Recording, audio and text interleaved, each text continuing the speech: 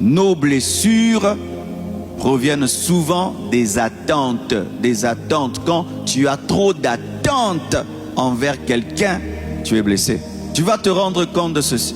Que les personnes qui ne sont pas très importantes dans ta vie ne te blessent pas facilement. Ce sont les personnes importantes qui nous blessent. Pourquoi? Parce que tu as des attentes. Tu t'attends à du respect, à de l'amour. Si je sors là, le monsieur en face ne me salue pas, ça ne me fait rien. Mais si quelqu'un que j'aime, que je respecte ne me salue pas, ça me touche.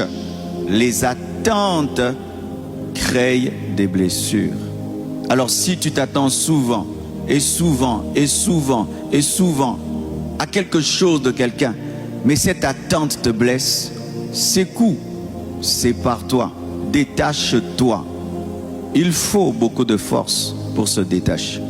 Il y a des gens qui sont tellement faibles, qui continuent toujours à s'attacher à des personnes qui les découragent, les méprisent, les rabaissent, sont dans une dépendance émotionnelle et tu attends un amour qui n'arrivera jamais, un respect qui n'arrivera jamais, des encouragements qui n'arriveront jamais.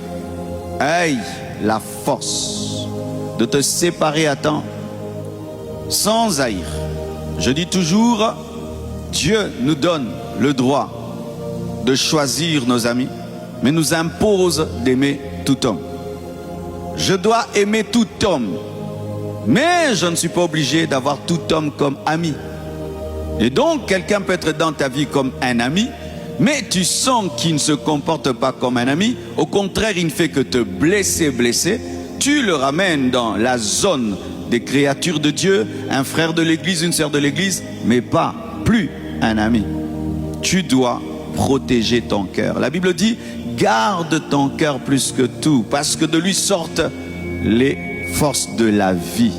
Tu vois comment tu gardes ton coffre-fort? C'est ainsi que tu dois garder ton cœur. Et tous ceux qui ont accès facilement à ton cœur doivent être tamisés. Et si quelqu'un a accès à ton cœur pour te blesser, te décourager, il faut l'enlever.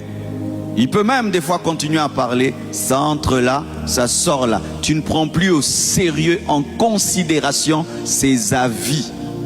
Tu ne lui donnes plus la place qu'il avait. Tu secoues le serpent.